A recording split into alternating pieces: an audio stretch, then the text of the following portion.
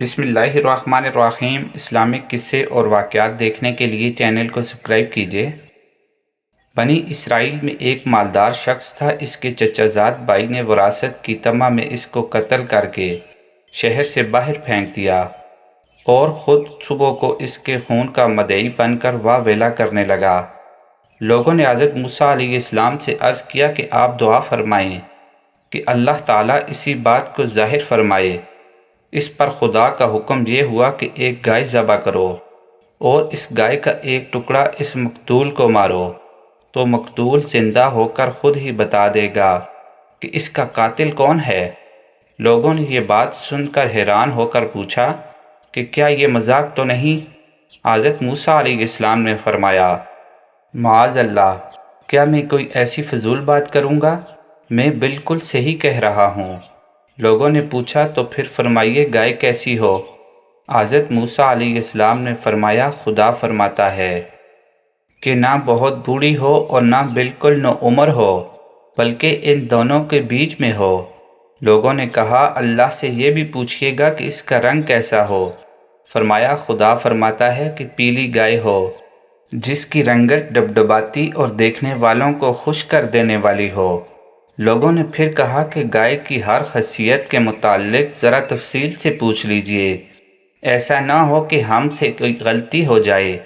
حضرت موسیٰ علیہ السلام نے فرمایا، خدا فرماتا ہے کہ ایسی گائے ہو جس سے کوئی خدمت نہ لی گئی ہو، نہ ہل جوتی گئی ہو، نہ اس سے کھیتی کو پانی دیا گیا ہو، بے عیب ہو، جس میں کوئی داغ نہ ہو۔ اب وہ لوگ اس قسم کی گائے کی تلاش کرنے لگے، مگر ایسی گائے کا ملنا مشکل تھا۔ ایک گائے کے متعلق انہیں پتہ چلا کہ وہ گائے ان صفات سے موصوف ہے۔ وہ گائے ایک یتیم بچے کی گائے تھی، اور اس کا قصہ یہ تھا کہ بنی اسرائیل میں ایک صالح آدمی تھا جس کا ایک چھوٹی عمر کا بچہ تھا، اور اس کے پاس ایک گائے کے بچے کے کچھ نہ رہا تھا۔ اس نے اس بچیا کی گردن پہ مہر لگا کر اسے چھوڑ دیا اور بارگاہ حق میں عرض کیا کہ اے اللہ، میں اس بچیا کو اپنے بیٹے کے لیے تیرے پاس امانت رکھتا ہوں۔ میرا بیٹا جب بڑا ہو جائے تو یہ اس کے کام آئے۔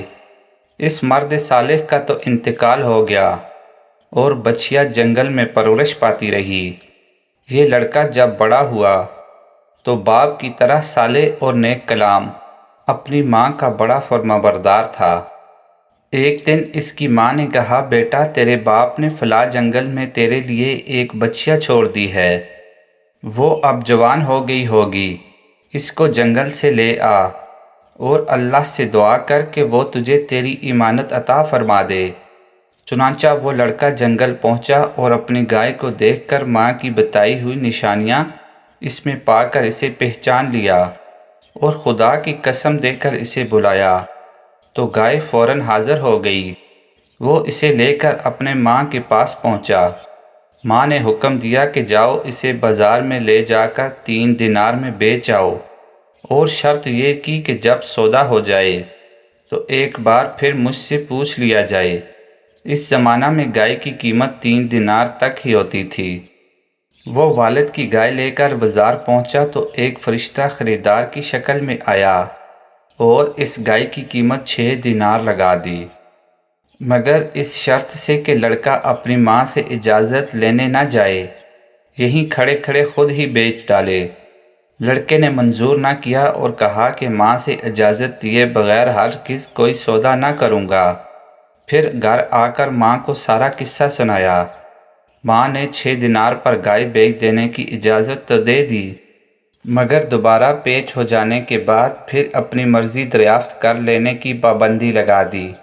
وہ لڑکا پھر بازار میں آیا اور وہی فرشتہ خریدار بن کر آیا اور 12 دینار قیمت لگا دی، مگر اس شرط پر کہ لڑکا ماں سے اجازت لینے نہ جائے۔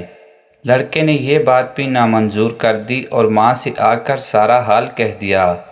ماں سمجھ گئی کہ یہ خریدار کوئی فرشتہ ہے جو آزمائش کے لیے آتا ہے۔ لڑکے سے کہا کہ اب وہ خریدار آئے تو اس سے کہنا کہ آپ ہمیں یہ گائے بیچنے کی اجازت دیتے ہیں یا نہیں۔ لڑکے نے یہی بات اس خریدار سے کہہ دی۔ تو فرشتے نے کہا کہ ابھی اس گائے کو روک کے رکھو، جب بنی اسرائیل خریدنے آئیں تو اس کی قیمت یہ مقرر کرنا کہ اس کی کھال کو سونے سے بھر دیا جائے۔ لڑکا گائے کو گھر واپس لے آیا۔ یہ گائے ہی ایک ایسی گائے تھی جس میں خدا کی بتائی ہوئی ساری صفات پائی جاتی تھی اور جس کی بنی اسرائیل کو تلاش تھی۔ چنانچہ بنی اسرائیل کو اس گائے کا پتہ چلا تو مکان پر پہنچے تو اس گائے کی یہی قیمت مقرر ہوئی کہ اس کی کھال کو سونے سے بھر دیا جائے، اور حضرت موسیٰ علیہ السلام کی ضمانت پر وہ گائے بنی اسرائیل کے سپرد کر دی گئی، اور بنی اسرائیل نے اسے ذبح کر کے اس کا گوشت کا ایک ٹکڑا مقتول کی لاش پر مارا، تو وہ زندہ ہو کر کہنے لگا کہ مجھے میرے چچا زاد بھائی نے قتل کیا ہے۔ چنانچہ قاتل کو بھی اقرار کرنا پڑ گیا اور وہ پکڑا گیا۔ سبحان اللہ۔